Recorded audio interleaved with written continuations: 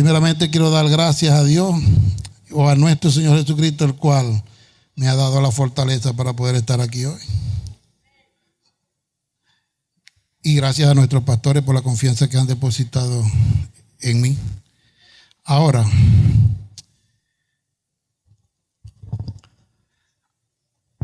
antes de continuar con la temática del mes, ya todos sabemos el Espíritu Santo, el poder del Espíritu Santo. Quiero hablar algo acerca de lo que es el Espíritu Santo, o hablar de ese maravilloso poder. Porque al hablar del poder, te quiero decirle que el poder es una prerrogativa especial propia y de Dios. Dios es Dios y el poder le pertenece a Él, aunque Él delega una porción de ese poder a sus criaturas. Pero sigue siendo su poder. Nosotros no somos poderosos. El poder que habita en nosotros se llama el Espíritu Santo de Dios. Entonces, esa prerrogativa exclusiva de Dios se encuentra en cada una de las tres criaturas, de las tres personas, de estas tres maravillosas, divinas personas de lo que llamamos Trinidad o de la gloriosa Trinidad. Podemos decir de que el Padre tiene el poder, pues por su palabra fueron hechos los cielos y todo lo que contienen. Por su poder, todas las cosas se mantienen y por Él se cumple su destino, por el poder de Dios. Al hablar del Hijo, tenemos que decir que el Hijo también tiene el poder porque como su Padre es el creador de todas las cosas. Sin Él no fue hecho nada de lo que ha sido hecho y en Él todas las cosas subsisten. Amén. Y al hablar del Espíritu Santo podemos decir que el Espíritu Santo tiene el poder. Pero hoy quiero hablar acerca de la gran necesidad que tenemos como iglesia del poder del Espíritu Santo. Quiero llamar la atención a esta gran necesidad. Es una gran necesidad que hay hoy en día que existe, porque por medio de esta manifestación continua del Espíritu Santo, por este maravilloso poder del Espíritu Santo, por ese poder es que las multitudes deben ser recolectadas para el Señor Jesús. Porque al hablar del Espíritu Santo es el que convence de pecado, de justicia y de juicio. Y si nosotros no estamos revestidos de ese maravilloso poder, el Espíritu la palabra va a llegar muerta, van a ser por letras muertas siempre. Entonces necesitamos la compañía y el poder de ese Espíritu Santo que es el que va a redarguir a las personas. Y antes de entrar en este maravilloso tema, le pido que tengamos la más profunda reverencia posible. Debemos sentir condescendencia de esta bendita persona que se ha dignado a morar en nuestro corazón. Y no tan solo que se ha dignado a morar en nuestro corazón, sino que también obra en el corazón humano. Entonces recordemos que esta persona, esta sensible persona, es una persona que es un Dios que es muy celoso. No puedo hablar de otra cosa que del Espíritu Santo, que es una persona, porque, bueno, ya el pastor Reddy lo explicó muy bien el próximo domingo pasado, de que en realidad esto es una persona. Entonces, al leer o al entender, el Espíritu Santo se entristece y también es apagado. Por tanto, pidamos perdón por las muchas provocaciones que ha recibido de parte nuestra. Con el más humilde temor inclinemos nuestros rostros delante del Espíritu Santo, recordando que si hay un pecado que es imperdonable, está referido a Él. Porque el pecado contra el Espíritu Santo no será perdonado nunca, ni en este mundo, ni en el venidero. Así que quiero hacer, antes de entrar en el tema, esta oración. Espíritu Santo de Dios, si alguna vez, o las muchas veces que te hemos, Señor, ofendido, te pedimos que en medio de la ira te acuerdes de la misericordia y que tengas compasión de nosotros, porque somos seres imperfectos, pero que por medio de tu guía, de tu poder, podemos ir llevándonos a la perfección. Te pedimos, Señor, hablando de perfección como madurez, y que tú nos lleves a ser cristianos evangélicos maduros, para poder entender de que el único pecado que es imperdonable es referido solo a ti, Espíritu Santo de Dios, porque nunca será perdonado ni en este mundo ni en el venidero. Te pedimos perdón si en algo te hemos fallado, en el nombre de Jesús. Amén y amén. Gloria a Dios. Ahora sí, amada iglesia, un aplauso al Señor.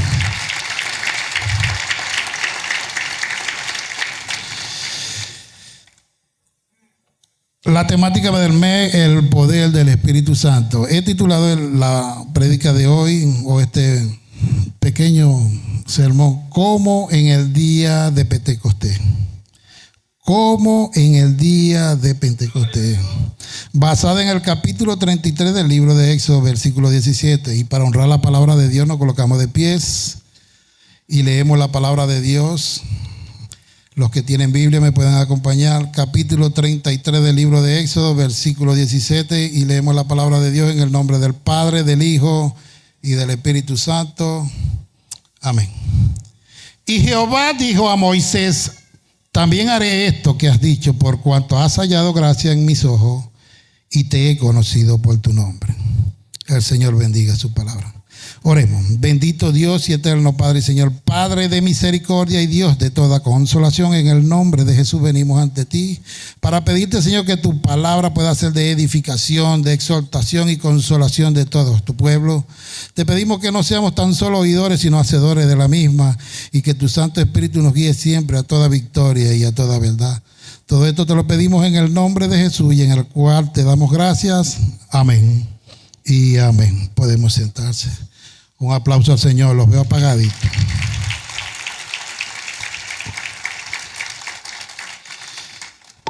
Amados hermanos, para poder analizar este versículo, he tomado solo un versículo de una oración de Moisés o de una conversación, porque orar es hablar con Dios. Y es una conversación que tuvo Moisés con el mismo Dios, con Jehová de los ejércitos. Y lo primero que debemos considerar, porque tenemos que, para poder entender esto, tenemos que utilizar las normas de la hermenéutica. El pastor Reddy Portillo, maestro de hermenéutica, lo puede hablar muy claro sobre esto. Entonces debemos tomar o considerar el impacto directo del contexto en el cual se dio la palabra para poder analizar por qué el Señor le dio esta maravillosa, o le hace esta maravillosa promesa a Moisés cuando le dice que también haré esto que has dicho, por cuanto has hallado gracia en mis ojos y te he conocido por tu nombre. Todo esto tenemos que analizarlo con ¿qué? Con una finalidad de poder entender por qué Dios le da esta maravillosa respuesta. Entonces, para analizar el contexto, tenemos que ver en el capítulo 33, de que al comenzar el capítulo, Dios le dice a Moisés: anda y sube de aquí tú y el pueblo que sacaste de la tierra de Egipto, a la tierra a la cual juré a Abraham, Isaac y Jacob, diciendo: a tu descendencia la daré. Y yo enviaré delante de ti el ángel, y echaré fuera al cananeo, y al amorreo, al eteo, al fereceo, al heveo y al jebuseo, a la tierra que fluye leche y miel. Pero yo no subiré en medio de ti, porque eres pueblo de dura cerviz, no sea que te consuma en el camino. Dice que el pueblo vistió de luto por la noticia que le había dado que Dios iba a apartar su presencia de ellos. Y llegando al versículo 12, Moisés vuelve a hablar cara a cara con el Señor en el versículo 11. Y en el versículo 12 le dijo: y dijo Moisés a Jehová: mira, tú me dices a mí, saca a este pueblo, y tú no me has declarado a quién enviarás conmigo. Sin embargo, tú dices: yo te he conocido por tu nombre. ¿Quiénes son conocidos por su nombre acá? Amén, gloria a Dios por eso. Tú me dices que me has conocido por tu nombre y has hallado gracia en mis ojos. Ahora pues, si he hallado gracia en tus ojos, te ruego que me muestres ahora tu camino para que te conozca y halle gracia en tus ojos. Y mira que esta gente es pueblo tuyo. El Señor le dijo: mi presencia irá contigo y te daré descanso. Gloria a Dios. Moisés respondió: si tu presencia no de ir conmigo, no nos saques de aquí. Ese es el deber ser de hoy como iglesia. Si la presencia de Dios, y es mi oración antes de subirme aquí, no va conmigo, no me deje ir a ninguna parte. Es el deber ser de nosotros como cristianos, orar porque esta bendita persona de la Trinidad esté siempre, no tan solo en nosotros, porque sabemos que mora en nosotros, está con nosotros, pero también necesitamos que Él venga sobre nosotros para que nos imparta de ese maravilloso poder. Y Moisés le respondió: si tu presencia no debe ir conmigo, no nos saques de aquí.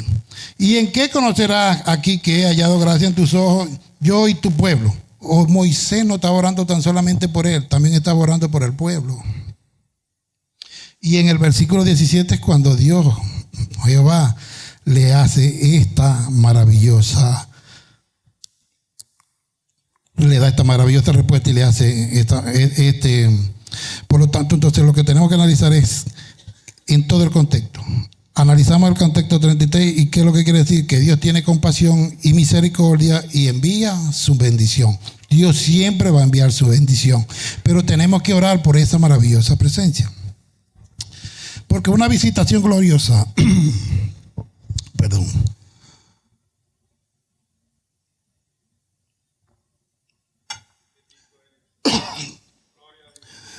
me disculpan, pero estoy un poco mal de la garganta.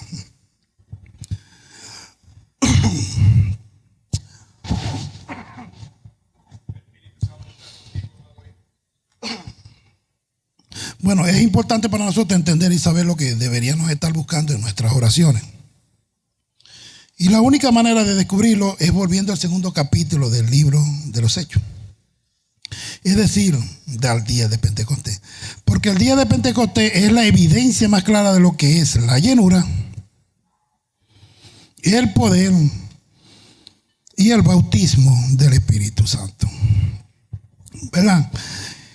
Porque y después déjeme decirle que hay mucha tela que cortar en cuanto a esto. Hay mucha información sobre lo que sucedió el día de Pentecostés.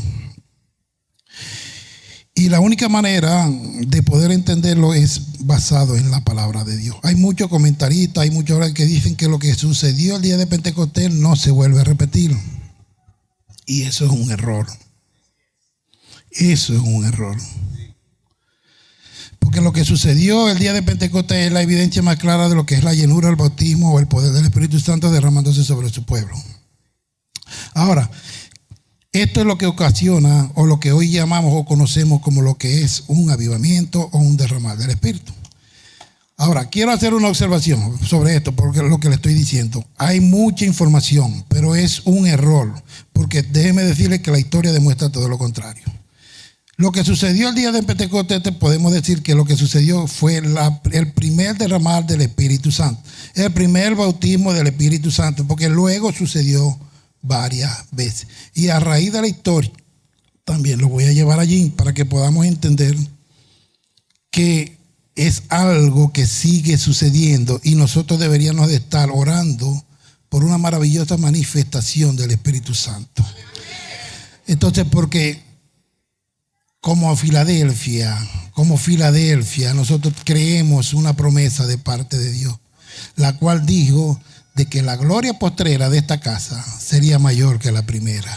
Y yo sé que va a haber un derramar del Espíritu Santo para impactar a esa multitud de gente que no conoce al Señor. Ahora, solo hay un sentido de lo que sucedió el día de Pentecostés, no puede repetirse. Y es que simplemente pasó a ser el primer derramamiento del Espíritu Santo de una serie, porque luego sucedió varias veces. Y por supuesto que no se puede repetir el primero, pero el hecho de que no se pueda repetir el primero no significa que lo que sucedió el día de Pentecostés no se puede volver a ocurrir. Porque cada avivamiento de la iglesia es en realidad una repetición de lo que ocurrió ese día. Y antes de apelar a la historia de los grandes avivamientos, por nombrar algunos, voy a citar algunos, no voy a profundizar en ellos, pero voy a citar algunos. Pero quiero más bien exponer la historia de la iglesia y de los avivamientos o del mover del Espíritu Santo en el libro de los Hechos. En Hechos capítulo 11, versículos 12 al 15 dice, y el Espíritu me dijo, el apóstol Pedro hablando, y el Espíritu me dijo que fuese con ellos sin dudar.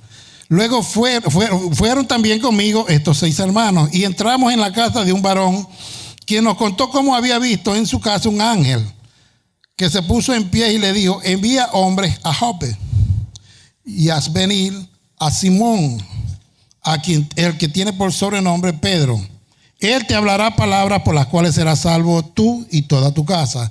Y cuando comencé a hablar, cayó el Espíritu Santo sobre ellos también, como sobre nosotros al principio. Acá nos damos cuenta que el Espíritu Santo cayó sobre Cornelio y su familia. Pero el apóstol Pedro dice, como a nosotros al principio. Es decir, que el apóstol Pedro dijo que lo mismo le sucedió a ellos, como a nosotros en el día de Pentecostés. En pocas palabras, el bautismo del Espíritu Santo que tuvo lugar el día del Pentecostés también se llevó a cabo posteriormente sobre Cornelio y su casa. Pero en los versículos 16 y 17 dice el apóstol Pedro, sigue diciendo: entonces me acordé de lo dicho por el Señor cuando dijo: Juan ciertamente bautizó en agua, mas vosotros seréis bautizados con el Espíritu Santo. Y eso fue lo que sucedió el día de Pentecostés. Todos fueron llenos, se relaciona la palabra, todos fueron llenos, pero es el bautismo o el bautizo del Espíritu Santo. Entonces sigue diciendo: si Dios le concedió también a ellos el mismo don que a nosotros, que hemos creído en el Señor, ¿quién era yo para estorbar al Señor? ¿Quién de nosotros podemos estorbar a Dios? Entonces debemos de orar por esa magnífica presencia del Espíritu Santo en nuestra vida, para que podamos ser guiados por Él. Y este mismo argumento no tan solamente se queda ahí. El apóstol Pedro en el concilio de Jerusalén también lo volvió a repetir en el capítulo 15 del libro de los Hechos. Y en cuanto al libro de los Hechos, quiero aportar otra evidencia que se encuentra en el capítulo 4.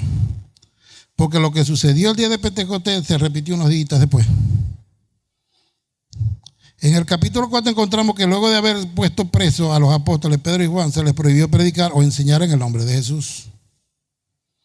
Y estos, luego de ser puestos en libertad, regresaron a los cristianos, a la iglesia, y oraron juntos. Y luego se nos dice en el versículo 31, cuando hubieron orados, el lugar en el que estaban congregados tembló, y todos fueron llenos del Espíritu Santo, y hablaban con denuedo la palabra de Dios. Ese va a ser la primera característica.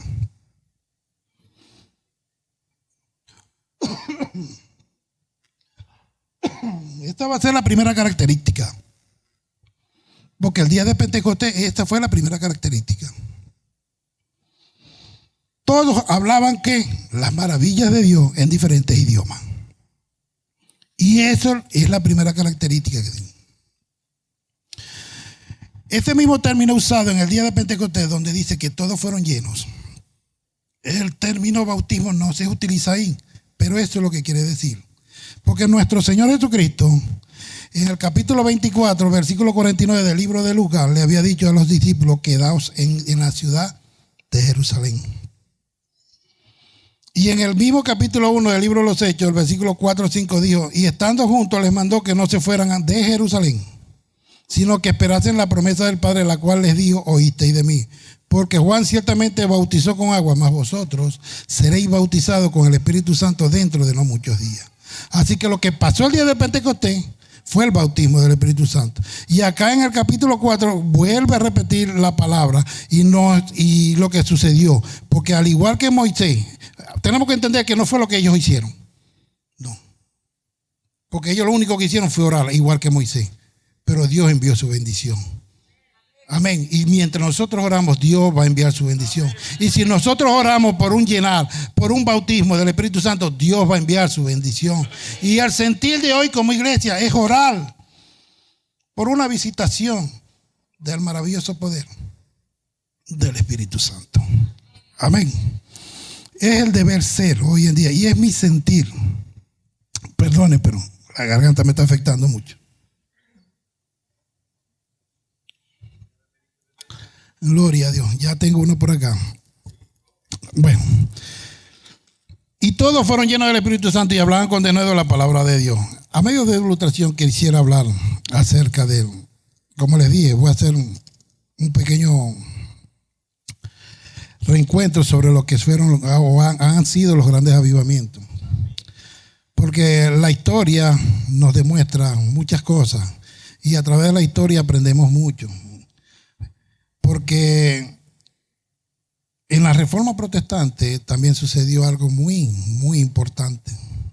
Porque ¿qué esperanza tenía un monje llamado Martín Lutero?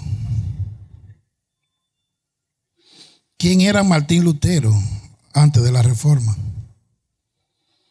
Solamente era un monje. ¿Y qué esperanza tenía la Reforma de él? ¿O quién era él para hacerle frente a toda la iglesia y a casi 12, 13 siglos de tradición? Claro que iba en una dirección opuesta, era otra cosa. Pero que parecía más bien una impertinencia de un hombre levantarse y decir: yo solamente estoy en lo correcto y ustedes están en un error. Eso solamente lo puede hacer el Espíritu Santo. Un solo hombre se levantó Un solo hombre se levantó. Era un hombre que el Espíritu Santo estaba tratando con él, y ese 31 de octubre del año de 1517 se paró y fue y clavó 95 tesis en la catedral de Wittenberg. Y desde allí comienza la reforma de la iglesia hasta el día de hoy. Y se ha mantenido firme porque el Espíritu Santo ha levantado hombres tras hombres para mantenerla. Porque es el Espíritu Santo el que hace la obra. Y en los grandes avivamientos, por nombrarlo, por citar a algunos, porque quisiera citar a algunos, John Wesley, George Whitefield, Theodore Frelinghuysen, Jonathan Edwards, hay muchos acá conocidos, John Snow, y los más nombrados, Evan Roberts en Gales, en 1903, o el de William Seymour, en 1909, en Los Ángeles, California. ¿Quiénes eran ellos? Y hoy en día en la historia es resaltado. ¿Por qué? Porque fueron hombres usados por el poder del Espíritu Santo para mantener viva la reforma y para tener viva la historia de la iglesia, donde la manifestación del Espíritu Santo no se manifestó tan solamente en el día de Pentecostés, se ha mantenido y por los siglos de los siglos, y lo seguirá haciendo. Entonces, como iglesia debemos estar orando por la manifestación del Espíritu Santo. El pasado 8 de febrero del año pasado fue el último gran avivamiento, por nombrarlo así, que sucedió ¿dónde? En Kentucky, en la Universidad de Asbury. Todo el mundo quería ir a ver. Todo Estados Unidos viajó a Kentucky a ver qué era lo que estaba sucediendo. Gente de otros países viajaron a Kentucky a ver qué era lo que pasó. ¿Y a quién tomó el Señor? A unos jóvenes adoradores. Al igual que Martín Lutero, al igual que estos grandes hombres, John Wesley, George Whitefield, Theodore Frelinghuysen, Jonathan Edwards, John Knox, Evan Roberts, William Seymour, ¿quiénes eran ellos? No sabemos por dónde puede venir el Espíritu Santo y tomar a alguien para avivar la iglesia. No sabemos a quién. Estas personas eran unos completos desconocidos y pasaron a ser conocidos por medio de la historia porque fueron usados por el poder del Espíritu Santo. Entonces no sabemos cuándo ni a quién va a tomar el Señor. Pero en 1 Corintios capítulo 12 versículo 22 dice: antes bien, los miembros del cuerpo que parecen más débiles son los más necesarios. Es decir, que aquí no hay débiles ni nadie que no sea necesario. En el cuerpo de Cristo todos hacen falta. Porque no sabemos a quién puede tomar. No va a ser un pastor o puede ser un anciano. Puede ser a cualquiera de ustedes. Entonces el deber ser es orar por esa manifestación divina del poder del Espíritu Santo. Y quiero llevar un poquito más allá porque el libro de los Hechos narra bastante sobre esto. Mi sugerencia para hoy por lo menos es la oración, el ayuno y la humillación. Un clamor a Dios para que tenga misericordia y nos bautice de nuevo con el poder del Espíritu Santo. Porque esto es lo que se necesita hoy en la iglesia. Hoy en la actualidad, para predicar con denuedo, valor, autoridad y osadía, la palabra de Dios, necesitamos el poder del Espíritu Santo. Que el Señor dijo: y derramaré de mi espíritu. Solo Dios puede hacer esto.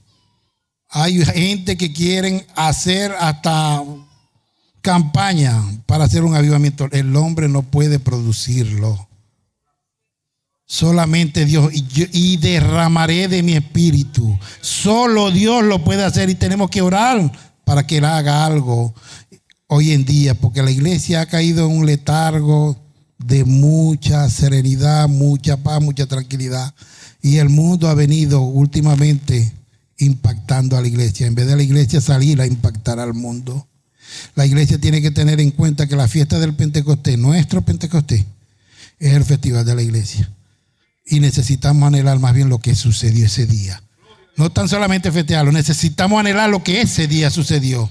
La manifestación del Espíritu Santo sobre nuestra vida. Eso es lo que necesitamos hoy. Y hoy hago un llamado a todos, a la oración, a la humillación y a la agonía en presencia de Dios, para que Él delegue su poder y su presencia sobre nosotros.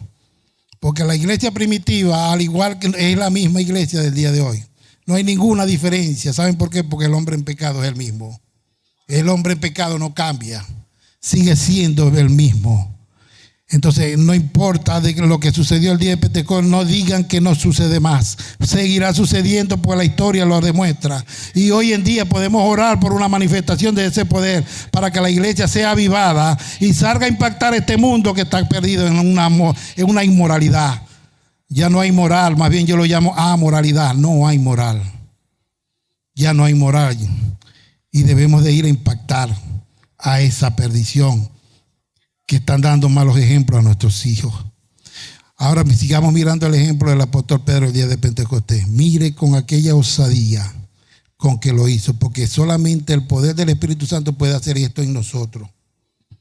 Mire la osadía de Pedro, y los quiero poner como ejemplo para que nosotros oremos por esta maravillosa manifestación del Espíritu Santo. ¿Saben por qué? Para que nosotros podamos hacer lo mismo que hizo Pedro. Dice, observemos a Pedro, antes de la crucifixión del Señor era un hombre miedoso, víctima de un espíritu cobarde, que para salvar su vida incluso negó al Señor Jesús delante de una sirvienta, de una criada. Y acá lo vemos ahora en el día de Pentecostés, sabiendo que las autoridades le estaban diciendo, y les dijo todo lo siguiente: y a este, entregado por determinado consejo y anticipado conocimiento de Dios, prendiste y mataste por manos inicuas, crucificándole. No le importó nada quién estuvieran ahí, gobernantes o no gobernantes. No le tenía miedo a nada. A nada le tenía. Él decía que el infierno se suelte, pero yo estoy lleno de una santa osadía. Y eso es lo que debemos hoy en día, tener una santa osadía para ir y predicar la palabra de Dios a toda criatura. A toda criatura. Debemos tener este ejemplo maravilloso de Pedro. Y para terminar, porque en verdad la garganta me está afectando demasiado. Para terminar, pero nos vamos a ir con música, una musiquita que el grupo Planta, ¿verdad? Para terminar quiero explicar esto. Efesios 5:18 dice lo siguiente: no os embriaguéis con vino, en el cual hay disolución, antes bien se lleno del Espíritu Santo. Amados hermanos, este es un mandato para nosotros: sé lleno del Espíritu Santo. Esto es algo que ustedes y yo debemos hacer, ¿verdad?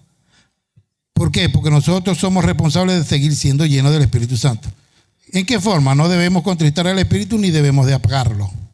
Más bien debemos de darle obediencia al Espíritu. Y mientras le damos obediencia al Espíritu, vamos a seguir siendo llenos. Pero de lo que estoy hablando hoy en día, del derramar del Espíritu Santo, vuelvo y le repito, solo Dios lo puede hacer. No es lo mismo lo que dice Efesios 5:18 a un derramar del Espíritu Santo. Por esto es diferente, es derramándose Dios sobre su pueblo. Esto es de algo demasiado diferente. No es lo mismo buscar uno la llenura, dándole obediencia al Espíritu para que sigamos siendo llenos de Él, que buscar el derramar y el poder del Espíritu Santo sobre nuestras vidas. Y derramaré de mi Espíritu, Dios el Señor, solo Él lo puede hacer. Y hoy la iglesia debe estar orando por una visitación del Espíritu Santo.